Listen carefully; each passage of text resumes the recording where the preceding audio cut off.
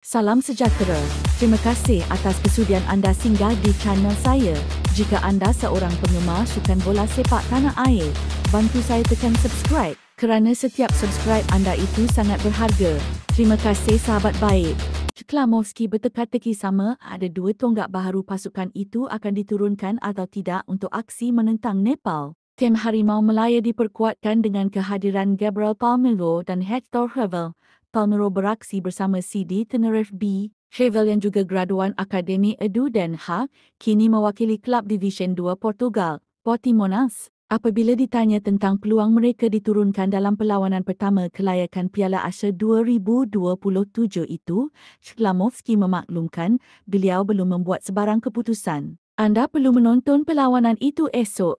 Kita teruskan keterujaan tentang mereka, katanya sambil tersenyum dalam sidang media pra-perlawanan. Seandainya Hervel dan Palmero diturunkan menentang Diego Khalis, mereka berpeluang meraih penampilan pertama bersama Harimau Melaya. Selain dua tonggak yang berpangkalan di luar negara itu, pemain pertahanan Selangor Fulford Zikri Khalili juga berpotensi meraih penampilan pertama buat skuad Malaysia. Harimau Melaya bakal turun menentang Nepal di Stadium Sultan Ibrahim SSA pada 25 Mei ini.